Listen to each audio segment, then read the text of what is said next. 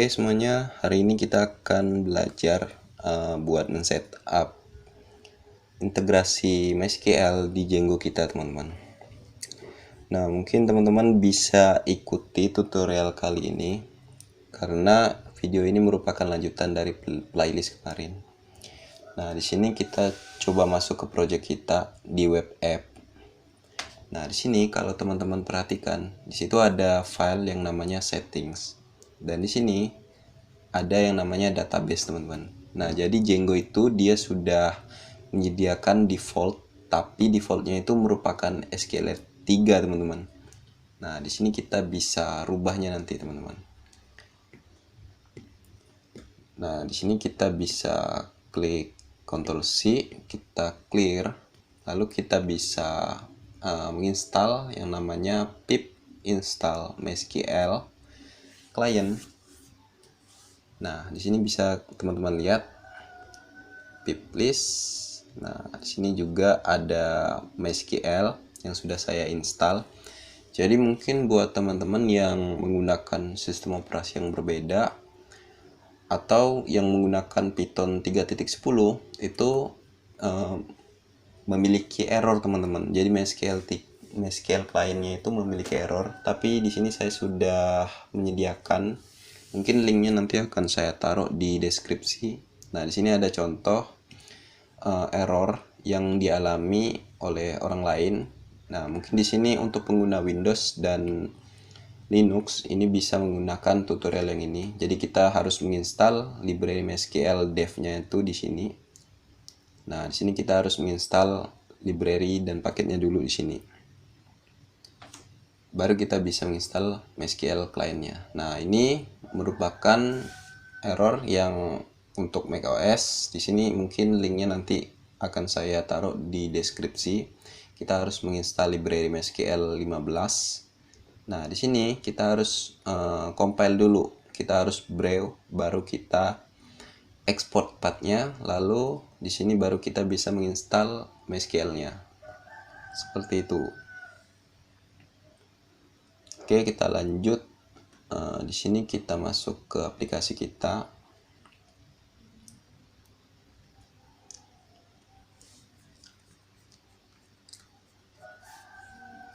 Nah, di sini kita bisa mengganti SQLite 3-nya ini menjadi MySQL.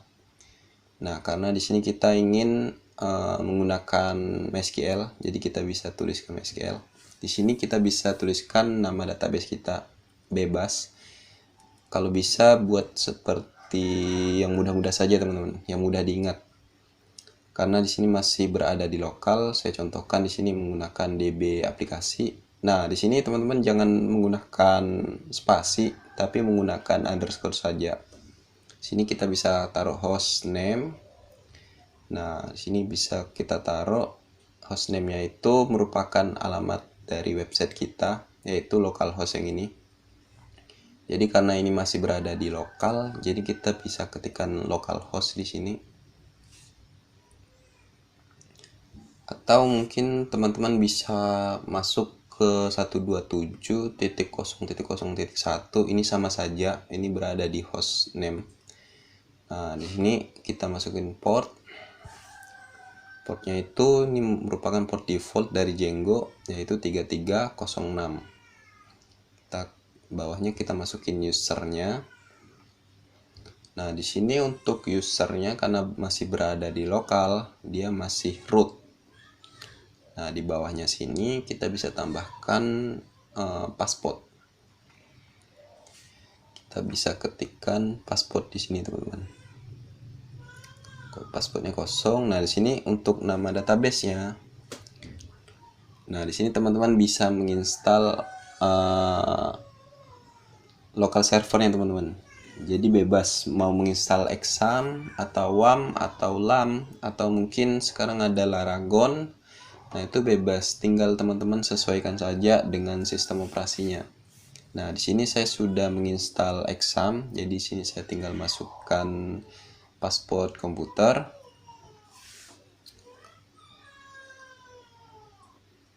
Oke, di sini kita masuk ke manage server, lalu kita klik start all. Nah, di sini kita tinggal tunggu teman-teman, karena di sini kan kita harus menunggu warnanya itu sehingga warna hijau gitu. Nah, di sini kita bisa kopikan. Nah, di sini kalau sudah running, kita bisa masuk ke localhost php-admin. Kita masuk ke browser, kita masuk ke localhost /php-myadmin. Enter. Nah, di sini kita zoom terlebih dahulu, kita masuk ke baru, kita masukkan nama database yang kita buat di Django-nya itu. Nah, di sini kita buat DB aplikasi, kita pastekan di sini. Lalu kita klik buat. Nah, otomatis dia akan ngebuatkan di situ, teman-teman. Kita klik. Nah, di sini kan masih kosong, teman-teman. Nah, jadi kita tinggal migrate saja di terminal, teman-teman. Nah, di sini kita bisa ketikkan perintah Python 3 manage.py migrate. Kita klik enter. Nah, jadi dia akan membuatkan tabel beserta kolomnya, teman-teman. Nah, seperti ini. Lalu kita jalankan aplikasi kita. Oke. Nah, di sini kita bisa refresh, teman-teman. Refresh. Nah, otomatis dia sudah membuat seperti ini. Dia sudah membuat autentikasi grup beserta kolomnya, dan di sini ada permissionnya juga, ada autentikasi untuk permission, ada juga untuk user. Nah, jadi Django itu sudah menyediakan itu semua, teman-teman. Tinggal kita migrate saja. Nah, sini saya coba masuk ke halaman admin, karena di sini Django itu sudah menyediakan Django administration-nya, teman-teman.